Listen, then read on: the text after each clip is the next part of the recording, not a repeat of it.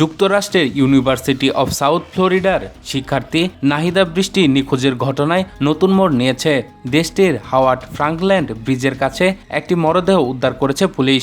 পোশাকের সাথে মিল থাকায় পুলিশের ধারণা লাশটি নাহিদা সুলতানা বৃষ্টির। বৃষ্টি নোয়াখালী বিজ্ঞান ও প্রযুক্তি বিশ্ববিদ্যালয়ের সাবেক শিক্ষার্থী ছিলেন। উচ্চশিক্ষার জন্য গত বছর যুক্তরাষ্ট্রে গিয়েছিলেন। মঙ্গলবার দাখিল করা একটি ফৌজদারি হলফনামা অনুযায়ী গত ২৬ এপ্রিল হাওয়ার্ড ফ্রাঙ্কল্যান্ড ব্রিজের ঠিক দক্ষিণে একটি মরদেহ উদ্ধার করা হয়। মরদেহের পরনে থাকা পোশাকের সঙ্গে সিসিটিভি ফুটেজ শেষবার দেখা নাহিদা বৃষ্টির পোশাকের মিল পাওয়া গেছে। প্রতিবেদনে উল্লেখ করা হয়েছে, ভিডিও ফুটেজ নাহিদা বৃষ্টিকে যে বিশেষ শৈলীর পোশাকে শেষবার দেখা গিয়েছিল, উদ্ধারকৃত মরদেহের পরনেও একই ধরনের পোশাক ছিল।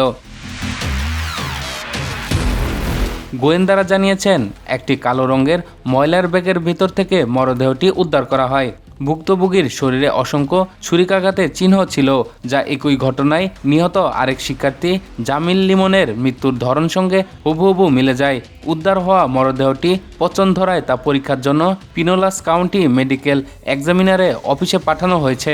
তবে এই প্রতিবেদন লেখা পর্যন্ত মরদেহটি নাহিদা বৃষ্টির কিনা তা আনুষ্ঠানিকভাবে নিশ্চিত করেনি কর্তৃপক্ষ।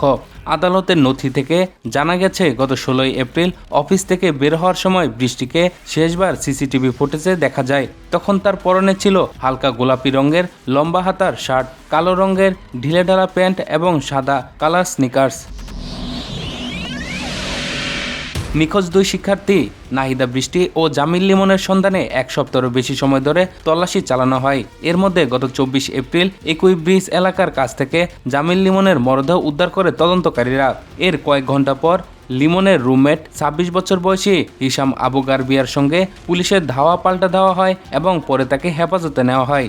এই জোড়া হত্যাকাণ্ডের ঘটনায় হিসাম আবু গারবিয়ার বিরুদ্ধে দুটি ফার্স্ট ডিগ্রি মার্ডার বা পরিকল্পিত হত্যার অভিযোগ আনা হয়েছে।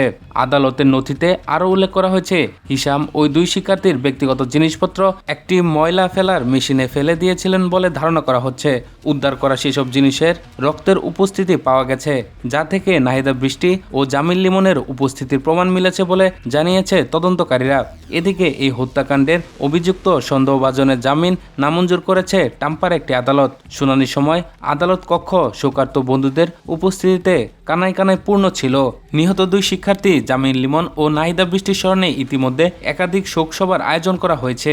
ইউএসএফ এর শিক্ষার্থীরা তাদের পরিবারগুলোর প্রতি গভীর সমবেদনা ও শোক প্রকাশ করেছেন।